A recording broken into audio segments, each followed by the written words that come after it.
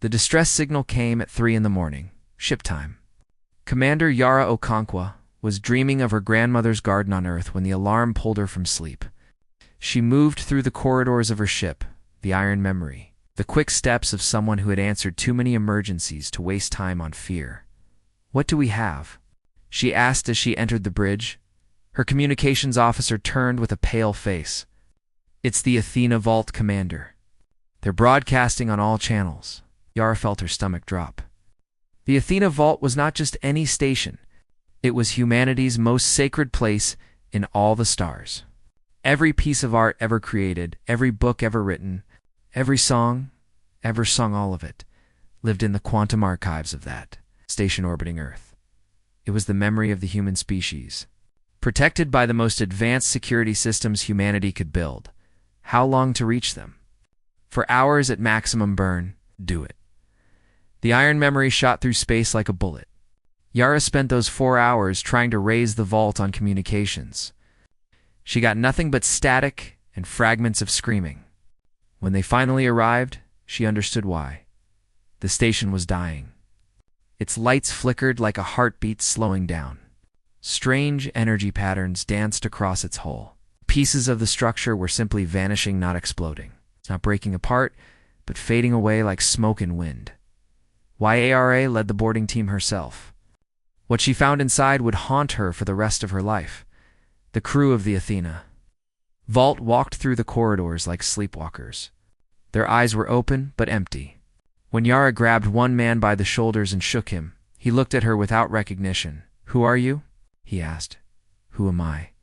She found the main archive chamber and watched in horror as thousands of years of human history erased itself before her eyes. Data streams flickered and died. Holographic displays showed images of paintings, sculptures, and ancient texts. Sand then showed nothing at all. The works of Shakespeare, the music of Mozart, the discoveries of Einstein, all of it was disappearing. Eaten by an invisible force that moved through the archives like a hungry ghost. "Get me a data core," Yara ordered. "Anything. Everything you can save." Her team worked frantically, but the corruption spread faster than they could move. In the end, they managed to pull only a single core from the dying systema. A fragment of memory in a sea of forgetting, the station began to collapse around them. Yara dragged her team back to the shuttle as walls turned to dust and floors melted into nothing. They escaped with seconds to spare. And she watched through the viewport as the Athena Vault, the soul of humanity, broke apart and scattered into the void. She wanted to cry. She wanted to scream. Instead, she looked at the data core in her hands and said, "Get me a secure terminal." The core was badly damaged. Most of its contents were corrupted beyond recovery. But buried in the wreckage, her team found something strange. A fragment of a transmission that did not belong to any human system. The language was old. Very old. It took 3 hours to translate. And when the words finally appeared on screen, Yara read them again and again, refusing to believe what she was seeing. The correction has begun. There were also coordinates, a location in deep space that did not appear on any human star chart. And there was a signature, a symbol that Yara recognized from her years of dealing with alien diplomats. It was the mark of the Velith, the ancient crystalline beings who served as historians and record keepers for the Galactic Concord. "That's impossible," her science officer said. "The Velith are our allies. They helped us join the Concord. Why would they attack us?" Yara did not answer. She was thinking about something her grandmother had told her long ago. "Back in that garden on Earth, when someone offers to keep your memories for you," the old woman had said, "they are also offering to choose which memories you get to keep." She ordered the ship to set course for Earth. If the Athena Vault had been attacked, perhaps the physical monuments were still safe. Perhaps humanity's history still stood in stone and steel on the world where it had been born. They arrived to find chaos. Reports were flooding in from every corner of Earth. The pyramids of Giza were experiencing strange energy fluctuations. The Great Wall was developing gaps that no one remembered being there.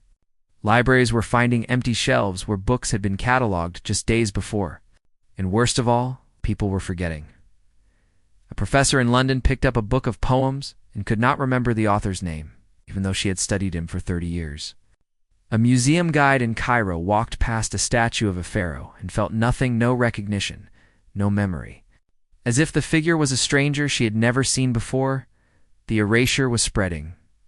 Yara presented her findings to the Earth Defense Council, but they did not want to listen. "The Velith are our friends," they said. "They have no reason to harm us. You must be mistaken. Perhaps this is a natural phenomena, solar flare, a quantum cascade, something explainable." She showed them the transmission fragment. She showed them the Velith symbol. They shook their heads and talked about coincidences and misunderstandings, and the importance of maintaining good relations. With their alien allies, Yara walked out of the council chamber, knowing that she was alone. Whatever was happening to humanity, she would have to face it without official support. The people in power were too afraid of the truth to look at it directly. That night, she gathered a small crew people she trusted completely. Dr. Marcus Chen, a xenarchaeologist who had spent his life studying dead civilizations and always wondered why so many had died. Lieutenant Kira Vasquez, a combat engineer with a mind like a steel trap, who remembered everything she had ever seen or read. A handful of soldiers and scientists who were willing to risk their careers and their lives for answers. "We follow those coordinates," Yara told them. "We find out what the Velith are doing and why. And then we stop them." The iron memory slipped away from Earth's orbit under cover of darkness, carrying the last people who remembered what humanity was about to lose. Behind them, the blue planet turned slowly in the light of its sun, its history fading like words written in sand. And somewhere in the cold depths of space, ancient beings watched and waited, confident that the correction would proceed as it always had. As it had proceeded 17 times before, they had never failed. They did not expect to fail now. They did not. No, Yara, OK, ONK. Well, the coordinates led them to a dead system at the edge of mapped space. No stars burned here. No planets orbited in the usual patterns. There was only darkness and dust, and a single object that made Yara's crew fall silent when they saw it. A planet had been hollowed out. Its entire core had been removed and replaced with something. Artificial, structured, so vast that it dwarfed anything humanity had ever built. Lights glowed in geometric patterns across its surface, and ships moved around it like insects serving a hive. "Velith ships, what is this place?" Lieutenant Vasquez whispered. Dr. Chen was already scanning, his face growing paler with each reading. "The energy signatures are off the charts. There's more processing power in that structure than in all of human civilization combined. Whatever they're doing in there, they've been doing it for a very long time." Yara made a decision. "We go in. Find a docking bay, stay quiet, and learn everything we can." They slipped through the planet's defenses using tricks that Chen had learned from studying ancient ruins. Tricks that had been old when the Velith were young. The structure's sensors were looking for advanced technology, for weapons and shields and engines. They were not looking for a small ship running on minimal power. Drifting like debris, the interior of the hollowed planet was a museum of horrors. Corridor after corridor was filled with artifacts from civilizations Yara had never heard of. Strange sculptures stood in alcoves. Alien texts covered walls that stretched into darkness. Music played softly from hidden speaker songs in languages that no living being spoke anymore. "These are trophies," Chen said, his voice shaking. "They're keeping trophies from the civilizations they destroyed." They found records in a chamber at the heart of the structure. The Velith had been meticulous in documenting their crimes. They called it the curation process, by which troublesome species were quietly unmade. Their histories erased, their cultures forgotten. Yara read the files with growing horror. She learned about the Then, species of builders who had constructed wonders, across 100 worlds until the Velith decided they were becoming too influential. Within 3 generations, the Then had forgotten their own name. Their descendants were now a servant class, cleaning the ships of their masters without ever knowing what their ancestors had achieved. She learned about the Karashi, artists whose works had moved even the cold hearts of the elder species to tears. The Velith had erased them so completely that only fragments remained, a handful of paintings locked away in this vault, never to be seen again. She learned about 16 other species, each one eliminated not through war or violence, but through something far worse. The Velith had stolen their pasts, and without a past, they had no future. They simply faded away, becoming shadows of what they had once been. And at the bottom of the list, marked as the next target for curation, was a single word: humanity. They're afraid of us, Chen realized. Look at the notes. They say our cultural output is spreading too fast. Alien species are reading human books, listening to human music, watching human stories. They're worried that we're becoming too influential, too memorable. They want to stop us before we become impossible to erase. Vasquez was downloading everything she could find on 2 portable drives. How do they do it? The erasure. How does it work? The technical files were complex, but Chen worked through them with growing understanding. The Velith had developed a technology that could affect both matter and memory simultaneously. It worked. Through quantum fields, rewriting the structure of reality itself. When they erased a painting, they didn't just destroy the physical object, they removed it from the memories of everyone who had ever seen it. It was the ultimate weapon against history, the ultimate tool for controlling the galaxy. There has to be a weakness, Yara said. Nothing is perfect. Find me something we can use. It was Vasquez who found it. Buried in the technical specifications was a list of materials and methods that the Velith technology could not affect. The list was short, but it gave Yara hope. Stone, Vasquez read. Metal. Organic memory, that means living brains holding memories without digital assistance, something they call thermal encoding. It looks like anything recorded through direct physical means, especially involving fire or extreme heat, is resistant to their technology. Chen laughed bitterly. They built the most advanced memory erasure system in the galaxy, and it can be defeated by a chisel and a rock, or a tattoo, or a song passed from mother to child. Before they could gather more information, alarms began to sound. Somewhere in the vast structure, a security system had detected their presence. Velith guards were converging on their location. The escape was desperate and bloody. Vasquez laid down covering fire while Chen dragged crates of stolen data toward the ship. Yara fought in the corridors against crystalline warriors who shattered into razor shards when she shot them, only to reform moments later. They made it to the docking bay with half their ammunition gone and wounds that would leave scars. The iron memory screamed out of the hollowed planet with Velith ships in pursuit, and only a desperate jump to faster-than-light travel saved them from destruction. When they finally emerged in safe space, Yara gathered her exhausted crew and told them what they had learned. The Velith had been murdering civilizations for 10,000 years. They had decided that humanity was next. The Galactic Concord, the organization that humanity had worked so hard to join, was either complicit or blind. What do we do now? Someone asked. YARA thought about the trophies in that vast museum.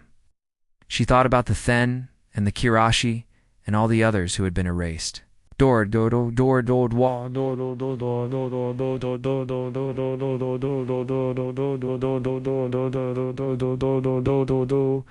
Made about the stories the old woman had told her as a child, stories that had been passed down through generations, surviving plagues and wars in the cold emptiness of space. We go home, she said. We warn everyone who will listen, and we find a way to fight back. The iron memory turned toward human space, carrying knowledge that could save a species or doom the one who carried it. Behind them, the Velith were already sending messages to the Galactic Concord, demanding that the criminals be captured and silenced. The war for humanity's future had begun. Humanity did not even know it yet, but they would learn. Yara would make sure of it. The Galactic Concord moved faster than Yara expected. Before she could reach Earth, her face was on every news broadcast in human space. The charges were treason, theft, and endangering interspecies relations. The human government, pressured by their alien allies, had no choice but to disown her. Anyone caught helping Yara Okonkwo would face the same punishment. She watched the broadcast from a hidden asteroid base surrounded by the small crew who had chosen to stay with her. On screen, diplomats and politicians spoke about the importance of trust between species. They called her claims impossible, her evidence fabricated. They promised the Velith that justice would be served. "They don't believe us," Chen said. "They don't want to believe us," Yara replied. "It's easier to call me a criminal than to accept that the galaxy has been lying to them for 10,000 years. But while the government turned its back, ordinary humans began to notice that something was wrong. On Titan, a grandmother named Maria Santos was singing a lullaby to her grandchildren when she realized she could not remember where she had learned it. She searched every database, every archive, every recording, and found nothing. The song did not exist anywhere except in her memory, but she knew she had not invented it. Her mother had sung it to her, and her grandmother had sung it before that. The song had been real. Someone had taken it away, on Proxima Station. A retired soldier named James Okoro looked at his medal collection and found 3 empty cases. The medals were gone, and so were his memories of earning them. But the scars on his body remained scars from battles he could no longer remember fighting. He spent 3 days going through old paper records until he found a photograph of himself, younger and prouder, wearing those missing medals. The Velith could erase data, but they could not erase ink on paper. Across human space, thousands of similar stories emerged. A teacher who remembered a book that no longer existed. A musician who could hum a melody that had vanished from every archive. A child who asked about an artist named Picasso and received only blank stares from adults who should have known the name. The forgetting was spreading. But humans were noticing the gaps. Yara began broadcasting. She used pirate frequencies that bounced off abandoned satellites and hidden relay stations. She told humanity what the Velith were doing and why. She shared the evidence her crew had stolen. Most importantly, she told people how to fight back. "They cannot erase what is written in stone," she said in her first transmission. "They cannot erase what is carved in metal or tattooed on skin. They cannot erase the songs you teach your children or the stories you whisper in the dark. If you want to save humanity's memory, stop trusting machines. Start using your hands, your voices, your bodies. Become the archive they cannot delete." The response was beyond anything she had hoped for. A movement began to grow small at first, hidden in the shadows of a society that did not want to believe. They called themselves the Memory Keepers. Teachers who wrote lessons in notebooks instead of digital files. Artists who carved sculptures instead of creating holograms. Musicians who taught songs by ear, passing melodies from mind to mind without ever recording them. Old technologies were pulled from museums and put back into service. Printing presses that had not operated in centuries began producing books again. Blacksmiths forged metal plates etched with important texts. Tattoo artists found themselves with endless customers. People who wanted humanity's greatest words written permanently on their flesh. In an underwater cave on Europa, a group of scientists built a library entirely from stone tablets. On Mars, miners carved the complete works of human literature into tunnel walls 3 kilometers underground. On Earth itself, in defiance of the government's orders, citizens gathered around ancient monuments and stood guard, daring anyone to try erasing them. The Velith responded with force. They deployed ships called Nullifier's vessels that could accelerate the erasure process, wiping out matter and memory in moments. Cities were targeted, archives were destroyed, anyone caught with unauthorized physical records was arrested, their contraband confiscated and eliminated. But the Memory Keepers adapted. They learned to hide. They learned to move. They built networks of secret messengers who carried information in their minds, trusting nothing to technology. When the Velith erased a library, 5 more appeared in its place, each one harder to find. Yara coordinated the resistance from her mobile base, never staying in one place long enough to be caught. Chen worked on understanding the Velith technology, searching for weaknesses they could exploit. Vasquez trained soldiers for the fight everyone knew was coming. The human government officially condemned the Memory Keepers as terrorists. Unofficially, many officials quietly joined the movement, copying important documents and hiding them where the Velith would never look. Humanity was fighting a secret war against an enemy that most people still did not believe existed. But the evidence kept mounting. A famous painting by an artist named Rembrandt vanished from a museum. And when investigators checked, they found that no one on Earth remembered who Rembrandt was, except for one elderly woman who had written his name in a diary 50 years earlier. A symphony by Beethoven disappeared from every archive, surviving only because a conductor on a colony ship had memorized it completely and taught it to his crew by humming each part. Each recovery became a rallying cry. A saved memory became proof that the fight was worth fighting. Yara's transmissions grew bolder. She stopped just sharing information and started sharing hope. She told stories of human resilience, how the species had survived ice ages and plagues, wars and famines, how they had been knocked down 1,000 times and gotten back up 1,001, how they had looked at the stars and refused to believe they were alone, refused to believe they were small, refused to believe they did not matter. They chose the wrong species to erase, she said in her most famous broadcast. We are the people who paint on cave walls and carve names on prison stones. We are the people who tell stories around fires and sing songs to our children. We have been remembering since before we had words for memory. And we will not stop now. Not for the Velith. Not for anyone. The broadcast was intercepted by the Velith High Command. They listened to it in their crystalline chambers and felt something they had not experienced in millennia: doubt. This species was not fading like the others. This species was fighting back. The Velith Prime, the ancient being who had overseen 17 successful curations, made a decision. Subtle erasure was no longer enough. If humanity would not forget quietly, then humanity would be made to forget by force. The nullifier fleet began gathering at the edge of human space, preparing for a final assault that would end the resistance forever. And in her hidden base, Yara Okonkwo looked at the reports of approaching ships and smiled. She had been waiting for them to stop hiding. Now the real war could begin. The nullifier fleet emerged from faster-than-light travel like a swarm of dark crystals against the stars. 300 ships, each one capable of erasing entire cities from existence. They formed a wall of death that stretched across the approaches to Earth. They broadcast a single message on all frequencies: surrender or be forgotten. The human government panicked. They sent diplomats to negotiate, to beg, to promise anything the Velith wanted. But the Velith were done with diplomacy. They had spent too long trying to erase humanity quietly. Now they would do it loudly as an example to any other species that might dream of remembering too much. Yara watched the fleet approach from the bridge of the Iron Memory. Around her, a ragged collection of ships had gathered the entire fighting force of the Memory Keepers. Old freighters converted into warships, mining vessels with weapons welded to their hulls, personal yachts and cargo haulers and ancient military craft that should have been in museums, against the nullifier fleet.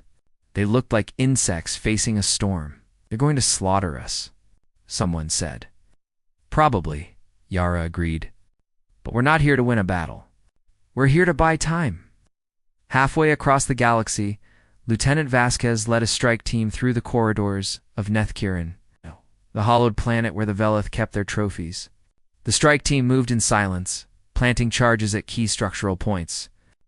They had one chance to do this right. Chen had figured out the plan weeks ago.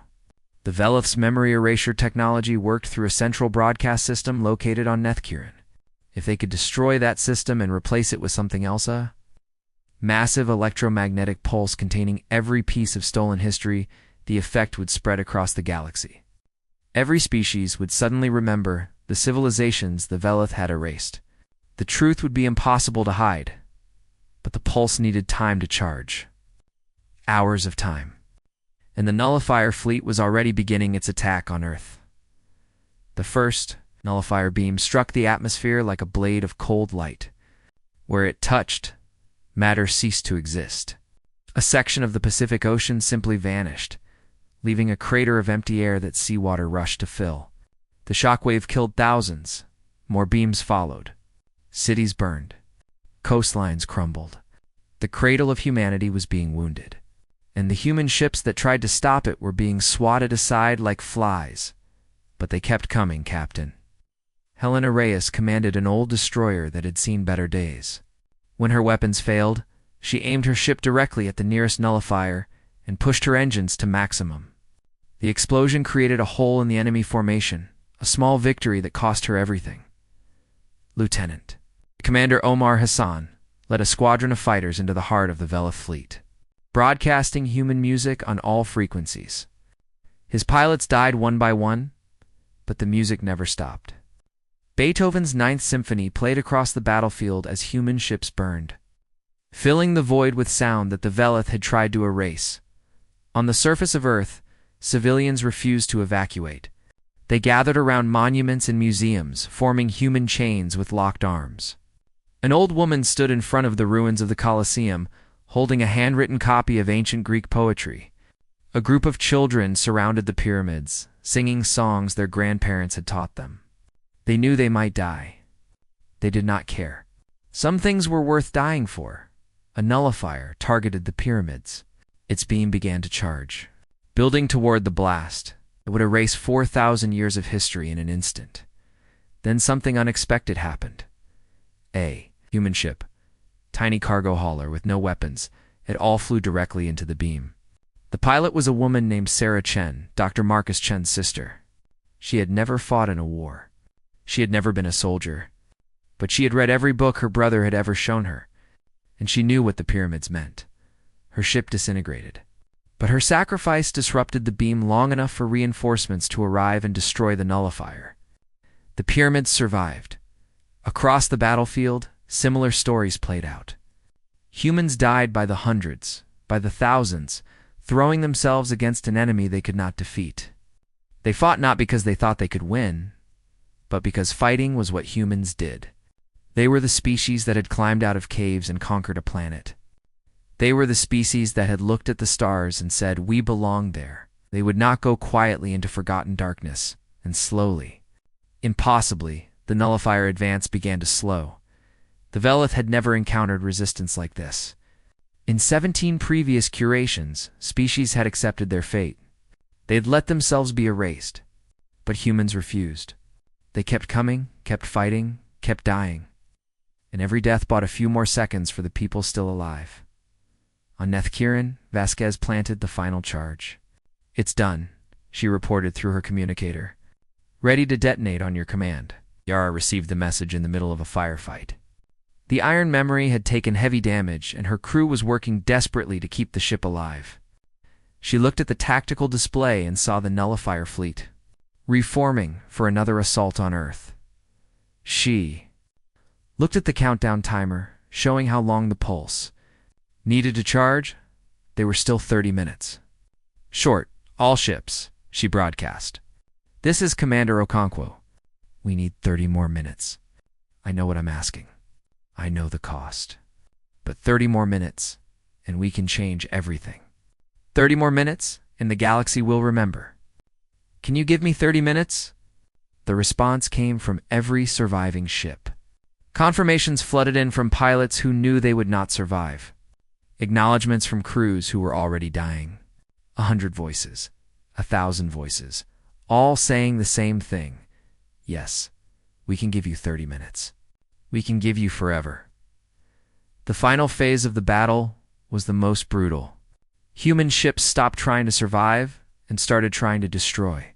They rammed nullifiers, overloaded reactors, turned themselves into missiles. The Velith had more ships, more firepower, more technology. But they did not have the one thing that humans had in abundance. Stubbornness. Pure, rational, beautiful stubbornness. 20 minutes left. A group of freighters formed a wall in front of the largest nullifier, buying time with their bodies. 15 minutes left. Fighter pilots flew suicide runs into the enemy command ships, disrupting communications and causing chaos. 10 minutes left.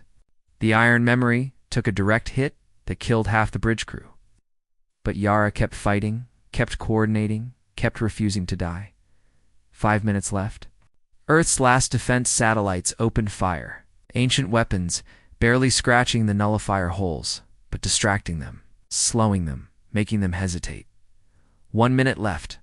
Yara watched the countdown timer, and whispered a prayer to gods she had never believed in. 0 on Nethkirin. Vasquez detonated the charges. The hollowed planet exploded in a burst of light that outshone the stars, and riding that light, carried on waves of electromagnetic force that spread faster than anything the Valeth could stop, was the truth. 18 civilizations worth of memory, their art, their music, their stories, their dreams burst across the galaxy. It's like the dawn of a new age. Every being in the galaxy suddenly remembered. They remembered the Then and the Kirashi, and all the others who had been erased. They remembered the crimes of the Veleth. They remembered what had been stolen from them, and in the skies above Earth. The nullifier fleet hesitated as the crews of alien vessels throughout the Concord began to question everything they had ever been told.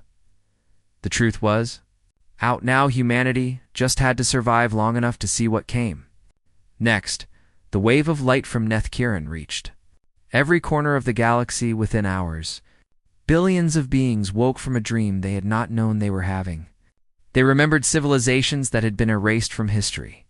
They remembered art that had been stolen, music that had been silenced, stories that had been burned. And most of all, they remembered who had done this to them. The Galactic Concord. Shattered like glass.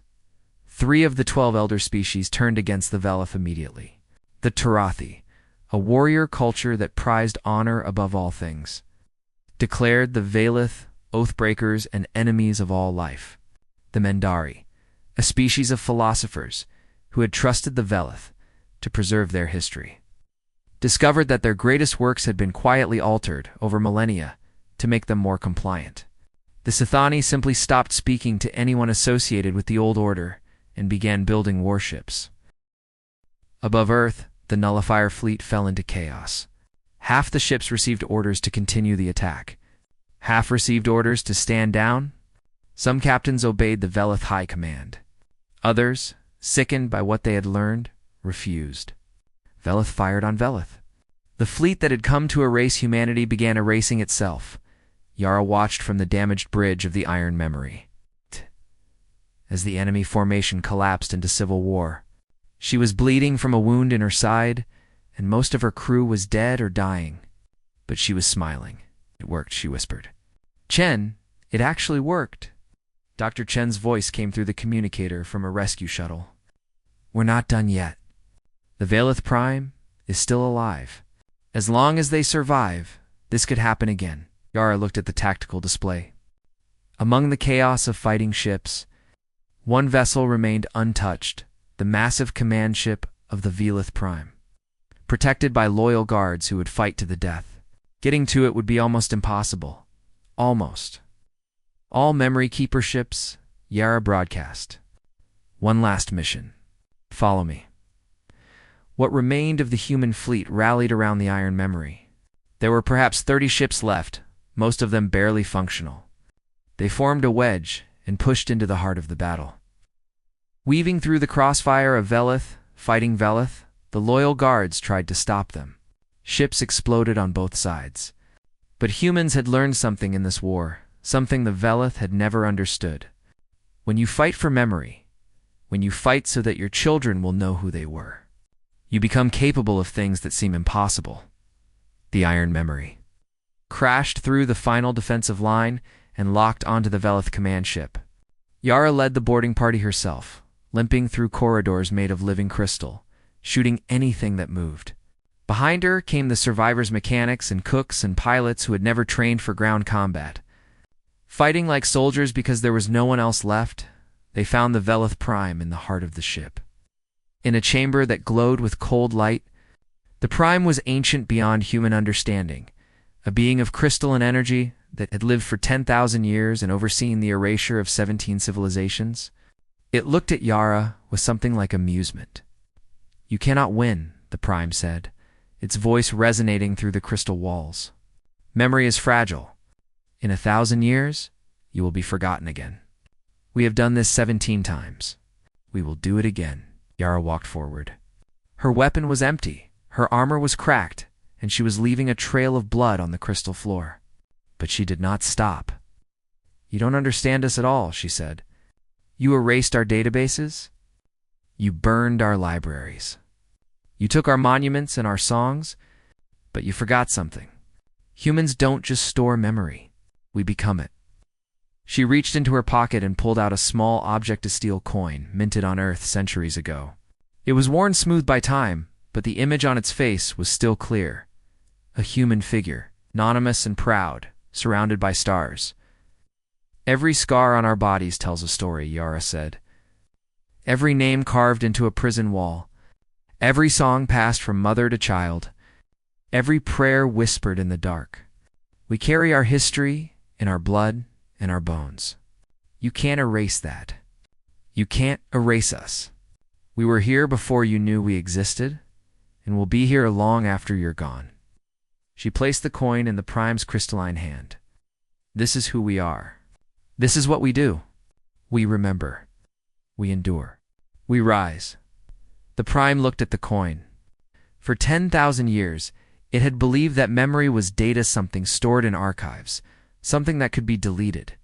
It had never understood that for some species, memory was something deeper, something woven into the fabric of their being, something that could not be killed because it lived in a million hearts, a million minds, a million hands that would keep writing, keep carving, keep singing until the stars burned out.